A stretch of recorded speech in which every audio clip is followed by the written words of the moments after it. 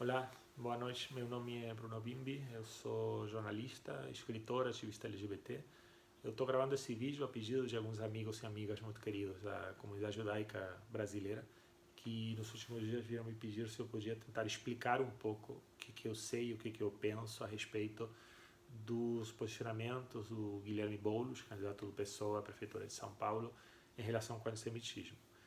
E isso porque as pessoas que viram falar comigo sabem do meu histórico de militância pelos direitos humanos e do quanto eu enfrentei como dirigente partidário. Eu fui durante 3 mandatos consecutivos integrante da executiva do PSOL no estado do Rio, e o quanto eu enfrentei como dirigente partidário o antissemitismo dentro do próprio partido, inclusive denunciando publicamente figuras públicas, dirigentes, pessoas do PSOL por causa disso. Eu saí do partido por causa disso, eu explicitei na minha carta de renúncia executiva que eu estava saindo por causa disso. Então, por isso eu acho que eu posso falar com total tranquilidade de quem já fez esse enfrentamento. O Guilherme Boulos não é antissemita, o Guilherme Boulos não é uma pessoa preconceituosa, não é um cara movido pelo ódio, muito pelo contrário. O Guilherme Boulos é um cara que tem um histórico de vida e de militância ao lado das pessoas que mais sofrem estigma, discriminação e preconceito no Brasil, né? E ele fez uma opção de vida por isso, e essa opção de vida formou a personalidade dele como formaria a de qualquer pessoa que decidisse fazer o que ele fez, né? E conviver no dia a dia durante anos com pessoas que sofrem preconceito pela classe social, pela cor da pele, pela orientação sexual, pelo gênero, por várias outras situações, né? E ele é um cara que não só não tem esse preconceito, né, como é um cara que enfrenta isso no cotidiano, né? Que faz da luta contra todas essas formas de discriminação e preconceito parte da sua vida, né? Mas eu acho que é legítimo que muita gente tenha preocupações, porque o PSOL de fato é um partido que tem um histórico, né? Que tem pessoas do partido, lideranças, figuras públicas que têm feito coisas horríveis, que têm sido posicionamentos públicos, né, espantosos, né, que muitas pessoas como eu enfrentaram, né? Eu fui assessor durante 8 anos do ex-deputado federal, meu amigo Jean Willis. Eu me orgulho muito de ter trabalhado como parte da equipe do Jean. Eu fui uma das pessoas que acompanhou o Jean na viagem que ele fez a Israel, e nós enfrentamos muito preconceito por causa disso, muita campanha de difamação, de desprestígio, principalmente do BDS, de apoiadores do BDS, contra o Jean por ele ter viajado a Israel.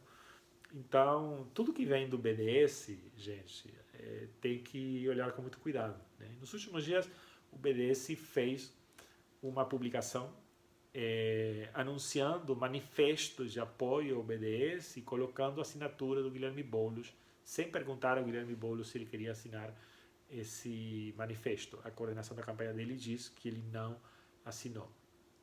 E eu acho que a gente tem que ter a clareza de que o BDS faz isso porque convém a eles, né? Porque dá ao BDS uma relevância que ele não tem, né?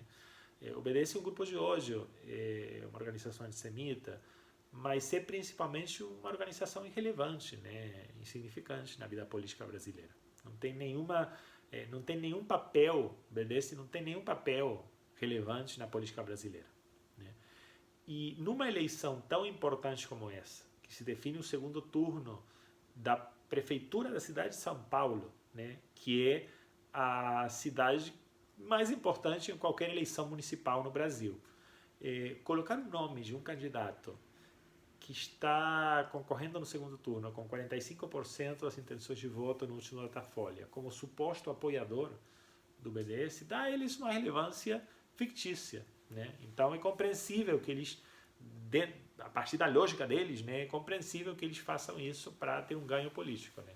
Mas a gente tem que ter a clareza e a calma, né, para não deixar se levar por esse jogo sujo que aparece sempre perto de cada eleição, né? Nos últimos dias, antes de apertar o voto na urna, sempre começam a aparecer polêmicas nos grupos de WhatsApp, nas redes sociais, para tentar favorecer ou prejudicar algum candidato, né? E a gente tem que ter muito cuidado de separar o que é a preocupação legítima para o histórico do PSOL do que é o ruído próprio de cada campanha eleitoral, né? Então, primeiro, tiremos, né, o ruído. Segundo, há, de fato, pessoas do PSOL que têm posicionamentos antissemitas. Né? Há, de fato, posições equivocadas na direção do partido, né? Do presidente do partido. E eu enfrentei isso durante muito tempo, então posso falar com total tranquilidade. Agora, eu acho que não dá para responsabilizar o Guilherme Boulos, né, por qualquer coisa que qualquer liderança do partido tenha feito 5, 6, 4, 7 anos atrás. Né? Em cada campanha aparece de novo aquela imagem do Babá queimando a bandeira de Israel. E parece que ele tivesse feito isso ontem. Né? Isso aparece em cada campanha eleitoral, sempre. Né? O Babá é um idiota. Né? É um cara... não é uma pessoa ruim. Ele é até uma boa pessoa, é uma pessoa bem intencionada, mas é um idiota. Né? É um cara desqualificado. Né? E ele fez essa burrice porque o cara é desqualificado. Mas o Babá, primeiro, é uma figura irrelevante dentro do PSOL. Né? Ele, nessa última eleição, ele foi candidato a vereador e não conseguiu se eleger. O PSOL elegeu 6 vereadores no Rio e ele não conseguiu se eleger. Né?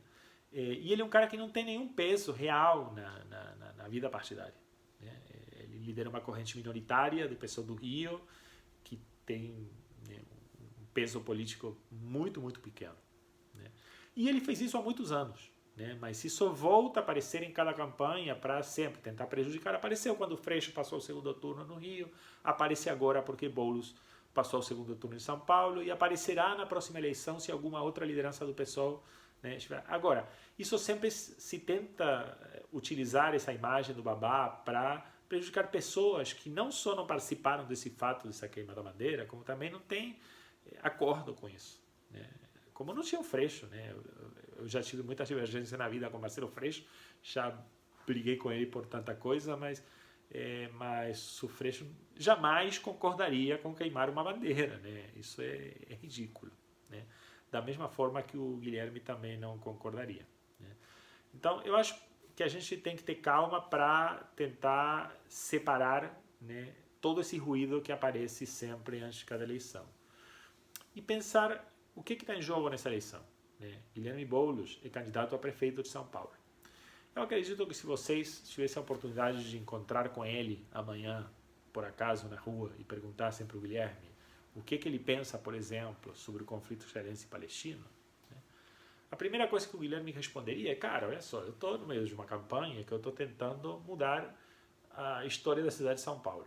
A minha preocupação nesse momento é com a moradia das pessoas, é com o transporte público, com a educação, com a saúde, né, com a situação das pessoas mais pobres, com o enfrentamento da pandemia, com como salvar vidas, como conseguir que quando a vacina chegar, chegue a todo mundo. Essas são as preocupações que ele tem nesse momento. Ele é candidato a prefeito. Ele não está pensando no conflito israelense e palestino nesse momento. Né? E nem deveria, nem deveria. Muitas vezes o que acaba acontecendo é que esses temas aparecem no meio da campanha e é uma pressão para que o candidato se posicione sobre um assunto que não faz parte da agenda e das preocupações que ele tem nesse momento e também não faz parte dos deveres do cargo para o qual ele está concorrendo, porque ele não está concorrendo para ser ministro das Relações Exteriores. Né? Ele está concorrendo para ser prefeito da cidade de São Paulo. O que a cidade de São Paulo tem a ver com o conflito israelense-palestino? Nada. Né? Agora, eu acho que primeiro a gente tem que chegar no dia da eleição pensando no que realmente vai se decidir no domingo, que é quem é o próximo prefeito de São Paulo, Bruno Covas ou Guilherme Boulos. Eu acredito que Guilherme Boulos é o melhor candidato que tem nesse momento e que ele poderia ser um excelente prefeito da cidade de São Paulo. Passada a eleição, né, passado esse ruído, quando esse assunto que agora vem à tona não seja mais um assunto que tem a ver com como prejudicar o candidato no final da campanha, né, eu acho que as pessoas da comunidade judaica brasileira que realmente estão preocupadas, né, que são muitas, com os posicionamentos da esquerda e da direita em relação a Israel, em relação à comunidade judaica, em relação ao sionismo, em relação a vários temas, né, tem que procurar um diálogo. Né. Eu queria contar para vocês uma experiência pessoal. Eu sou ativista LGBT e eu fui um dos responsáveis da campanha pelo casamento igualitário na Argentina e depois eu fui um dos coordenadores da campanha pelo casamento igualitário no Brasil. Em ambos os casos, campanhas que deram certo. Né. A Argentina foi o primeiro país da América Latina em aprovar o casamento civil entre pessoas do mesmo sexo. Eu me orgulho muito de ter feito parte dessa conquista histórica, né? E uma das coisas que eu aprendi nesse processo é que a gente tem que ter muita paciência para entender a necessidade e os limites do diálogo, né? Os limites por quê? Porque tem diálogos que são desnecessários, né? A vida é curta e eu não vou gastar saliva tentando convencer o Silas Malafaia ou o Jair Bolsonaro a apoiarem os direitos LGBT. Isso não vai acontecer nunca, né? Até porque são pessoas que fazem do ódio contra a população LGBT a principal bandeira política da vida deles, né? Eles são principalmente pessoas que odeiam, né? Se a gente tivesse que definir o que é Jair Bolsonaro, é um cara que odeia. Principalmente, ele é muitas outras coisas, né? Horríveis, mas ele é principalmente um cara que odeia. Eu não vou gastar saliva tentando convencer o Bolsonaro. Da mesma maneira, se eu estivesse no lugar de muitos de vocês com essas preocupações sobre o antissemitismo e a necessidade de combater o antissemitismo, eu não gastaria saliva tentando convencer o Babá, o Milton Temer, pessoas que não vão mudar. A essa altura da vida não vão mudar. Mas o diálogo é necessário, né? Muitas vezes com pessoas que no início vocês ou não sabem qual é o posicionamento da pessoa, ou vocês intuem, ou vocês sabem que o posicionamento da pessoa não é o que vocês gostariam. Quando a gente tinha que aprovar o casamento igualitário na Argentina, a gente precisava convencer a maioria dos deputados e a maioria dos senadores, né? Isso significa que eu não iria conseguir a aprovação da lei só falando com os deputados do partido que eu tinha votado nas últimas eleições. Eles não seriam maioria no Congresso. Com certeza não seriam maioria no Congresso. Então, a gente tinha que conversar com deputados e deputadas de todas as bancadas. E muitas vezes a gente tinha que começar a conversa a partir do não, né? A gente tinha que começar a conversa com um deputado, uma deputada que no início era contra o casamento igualitário. Por que era contra? Era contra porque era uma pessoa homofóbica da mesma maneira que Jair Bolsonaro ou Silas Malafaia são? Não necessariamente. Talvez a pessoa fosse contra porque ela foi educada numa sociedade conservadora, preconceituosa, porque ela vive na mesma sociedade que a gente vive e convive com os mesmos discursos, com as mesmas práticas, com os mesmos preconceitos que todos nós convivemos, e internalizou muitas dessas desinformações e preconceitos e não tem um aprofundamento também na discussão sobre os direitos da população LGBT, né? Então, se eu agora sentasse para conversar, talvez com alguma liderança de alguma instituição da comunidade judaica de São Paulo ou do Rio, né, talvez eu encontrasse uma pessoa que tem preconceitos homofóbicos e que não necessariamente é uma pessoa essencialmente homofóbica. É uma pessoa que tem preconceitos porque conviveu a vida inteira com essa sociedade que está cheia de preconceitos. Eu não preciso cancelar essa pessoa e parar a conversa aí. Falar, não, eu não vou falar com essa pessoa, né? Eu tenho que começar um diálogo para ver o que eu posso mudar, para ver se eu chego a esse limite e eu digo, não, com essa pessoa nem dá para conversar, tipo Bolsonaro, nem dá para conversar, ou se eu digo, não, essa pessoa é uma pessoa que está disposta ao diálogo, né? Eu posso garantir a vocês, porque eu conheço o Guilherme, né, que primeiro que ele é uma pessoa aberta ao diálogo, né? Segundo, que se vocês sentassem hoje para conversar com ele, hoje não, porque hoje ele está em campanha, ele não está na cabeça dele a preocupação de conversar sobre conflitos israelense e palestinos, e se nesse momento ele estivesse pensando em conversar sobre isso, ele seria louco, porque ele é candidato a prefeito de São Paulo, ele tem que concentrar a cabeça dele na eleição da prefeitura. Mas se daqui a 6 meses, um ano, quando ele já tiver sido eleito prefeito, quando já chegou a vacina, a situação da cidade está mais tranquila e ele tem tempo para conversar, e vocês sentam com ele para conversar, vocês vão se encontrar primeiro com uma surpresa, e que vocês vão descobrir que ele não pensa o que muitos de vocês também, por preconceitos próprios, imaginam que ele pensa. Vocês vão descobrir que ele não é o Babá, que ele não é Milton Temer, que ele não tem esses posicionamentos. Mas vocês também vão encontrar que ele é um cara que não tem um aprofundamento dessa discussão, né? E que, portanto, provavelmente tenha muita desinformação, né? Como muitas lideranças da esquerda têm, né? Da mesma forma que muitas lideranças da esquerda e da direita têm desinformação. desinformação sobre outros assuntos. Se alguém viesse me perguntar agora alguma questão muito específica sobre a situação da moradia em São Paulo, eu provavelmente responderia uma besteira, porque eu nunca estudei essa questão, não conheço. E provavelmente o Guilherme conseguiria explicar detalhadamente, porque ele dedicou a vida a isso.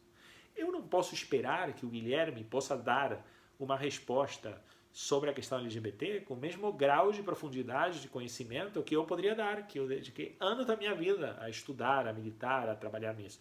Da mesma forma que não posso esperar que ele tenha esse nível de profundidade na discussão do conflito no Oriente Médio, que não é o tema, né? Não é o tema que ele toca na vida, no dia a dia, né? Mas seria um cara aberto ao diálogo, né? E eu acredito que vocês têm que tentar manter essas portas abertas com todas as pessoas que têm espaço para dialogar, né? A esquerda não é toda babá, da mesma maneira que a direita não é toda Bolsonaro, né? E a gente tem que aprender a estabelecer canais de diálogo, a não cancelar as pessoas, né? Porque para mudar a sociedade não adianta só eu ficar tranquilo na minha posição com os que pensam como eu, né? Mas eu tenho que tentar esse diálogo, né, com mais pessoas, né? Para produzir uma mudança eu tenho que construir uma maioria, né? E para isso eu tenho que conversar muito, né? Então acho que agora tem uma eleição e o que a gente tem que fazer é tirar o ruído do meio, né? E votar nessa eleição sabendo o que está em jogo, né? O Guilherme é a pessoa mais preparada e com as melhores ideias para ser prefeito de São Paulo, eu não tenho dúvidas disso, e que, aliás, vem com a companhia de Luiz Erundina, que foi, sem dúvida, uma das melhores prefeitas da história da cidade de São Paulo, né? Então agora a discussão é essa, não é a discussão sobre o que o Babá fez sei lá quantos anos atrás, né? Ou sobre o que o Milton Temer pensa, ou sobre qual a posição do Juliano Medeiros sobre o BDS. Agora a discussão é a Prefeitura de São Paulo.